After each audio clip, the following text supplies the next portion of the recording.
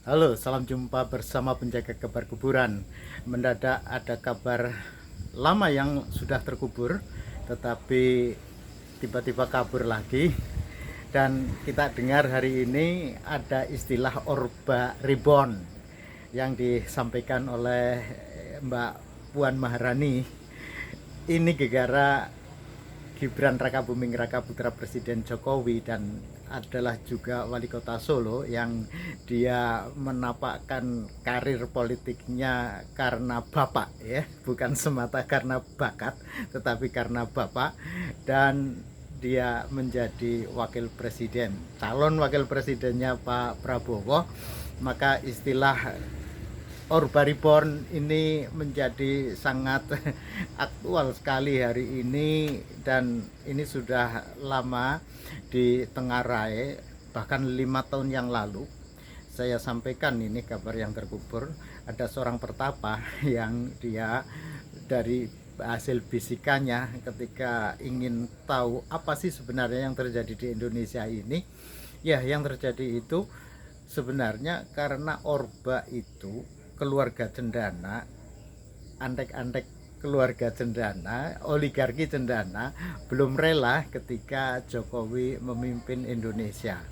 Maka pada saat bagaimana Jokowi dikepung sebegitu rupa oleh partai-partai politik yang itu sebenarnya penjelmaan dari partai Golkar, partai penguasanya Orba zaman dulu, ini yang bagi orang yang sudah rambutnya putih tentu ingat dulu bagaimana zaman Orba itu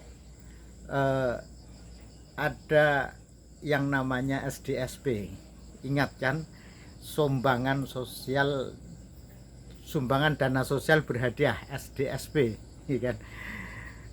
Ini yang sebenarnya itu adalah judi massal yang menyerap uang rakyat kecil, rakyat miskin, diserap, diberi mimpi-mimpi mendapatkan hadiah besar, dan itu ternyata dibubarkan gegara.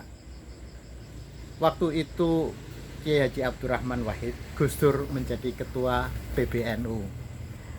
Tiba-tiba PBNU menerima sumbangan dari SDSB, maka gegerlah seluruh negeri.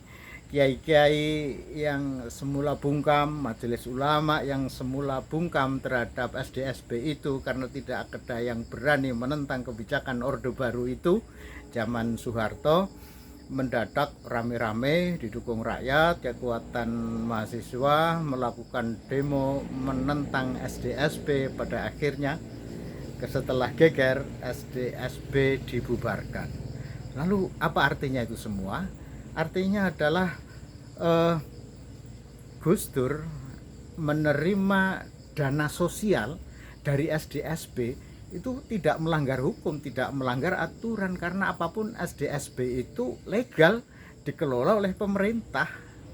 Sehingga kalau toh NU sebagai lembaga keagamaan menerima sumbangan dana sosial, kan sah saja, legal, tidak melanggar hukum. Kenapa orang ribut?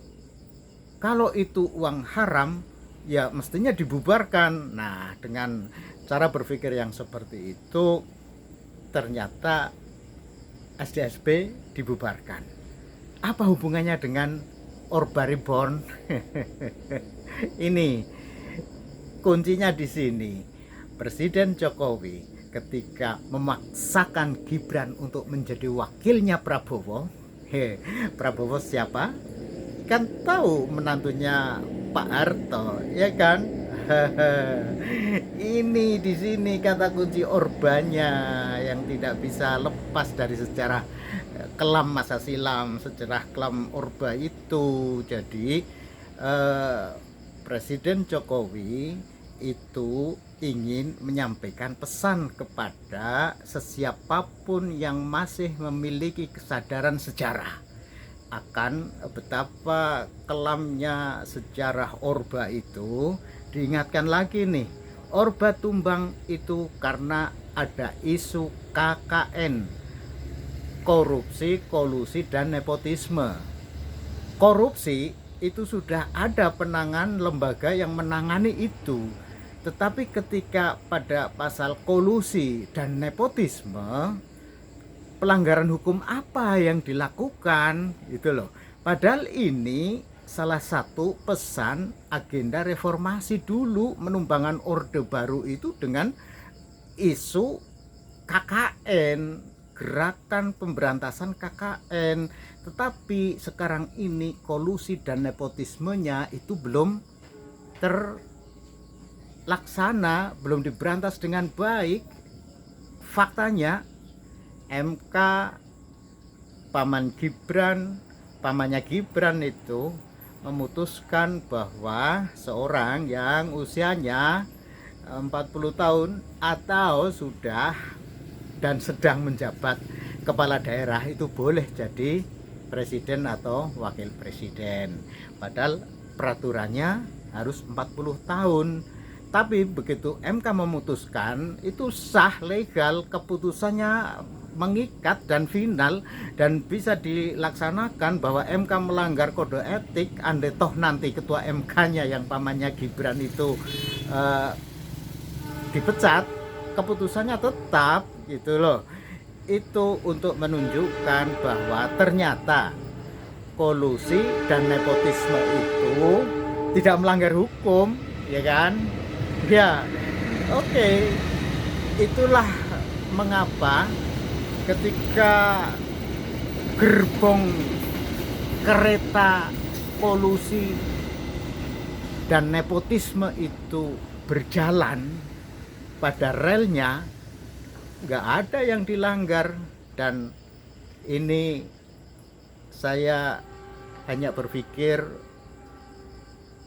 Pak Ganjar dan Pak Mahfud itu orang yang kredibel, mewakili semangat reformasi itu untuk menuntaskan, memberikan kesadaran kepada rakyat seluruh Indonesia bahwa agenda kolusi dan nepotisme itu harus diberantas dengan cara-cara yang tegas. Dan biangnya kolusi dan nepotisme itu siapa lagi kalau bukan Orba itu loh.